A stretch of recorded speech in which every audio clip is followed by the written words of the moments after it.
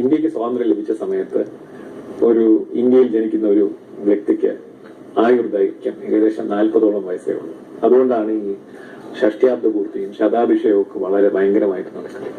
എന്നാൽ നമ്മുടെ ശാസ്ത്രത്തിലുള്ള മുന്നേറ്റം, ആഹാരം ലഭ്യത, പിന്നെ ചുറ്റുമുള്ള എൻവയോൺമെന്റൽ ഹൈജീൻ ഇതൊക്കെ മെച്ചപ്പെട്ടതനുസരിച്ച് ആയുർദൈർഘ്യവും കൂടി. അങ്ങനെ വന്നതോടുകൂടി ഡീജനറേറ്റീവ് ഡിസീസസ്, അതായത് അപചയം മൂലം ഉണ്ടാകുന്ന അസുഖങ്ങളുടെ എണ്ണം കൂടി. ഇപ്പൊ തലച്ചോറിന്റെ തന്നെ നമ്മുടെ പ്രായമാകും തോറും ചില കോശങ്ങൾ അതിന്റെ പ്രവർത്തനം നിലയ്ക്കുന്നുണ്ട്. അപ്പൊ ഇതിനെങ്ങനെയാണ് പ്രവർത്തന നിലയിൽ തന്നെ കൊണ്ട് നടക്കേണ്ടത്? അതിന് കുറച്ച് വ്യായാമം കൊടുക്കുക. ആഹാരം കൊണ്ട് മാറ്റിയെടുക്കാമോ എന്നുള്ളത് ശാസ്ത്രം ഇതുവരെ തെളിച്ചതായിട്ട് എനിക്കറിയില്ല.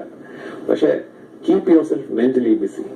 മനസ്സിലായ, ഈ മറവി രോഗങ്ങൾക്ക് മറവി രോഗം വരാതിരിക്കണം, വന്നതിന് ശേഷം ട്രീറ്റ് ചെയ്യുന്നതിനേക്കാളും മറവി രോഗം വരാതിരിക്കാൻ ഒന്ന് B active physically.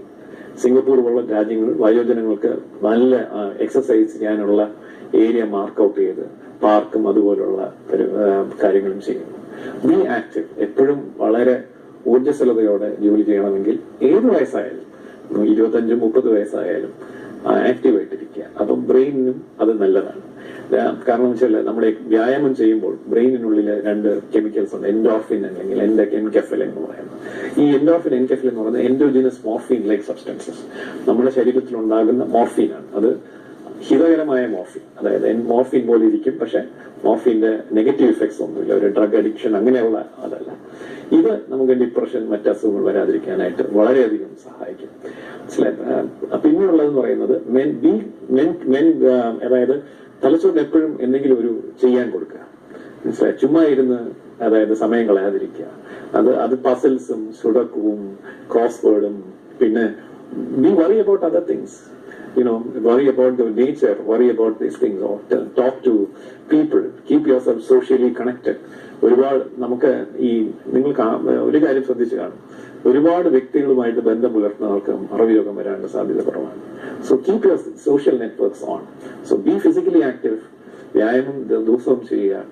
B mentally active, കുറെ കാര്യങ്ങൾ പഠിക്കുക.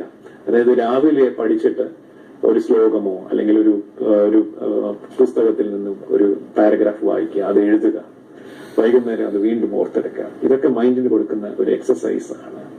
മനസ്സിലായോ? പിന്നെ റൈറ്റിംഗ്, ഇത് നമ്മൾ എഴുതുന്നത് വഴി ഒരുപാട് മനസ്സിനെ അതായത് ഇപ്പൊ എഴുത്ത് നഷ്ടപ്പെട്ടുകൊണ്ടിരിക്കുകയാണ്. പേനയുടെ ആവശ്യമില്ല, എല്ലാം ടൈപ്പ് ചെയ്താണ് പോകുന്നത്.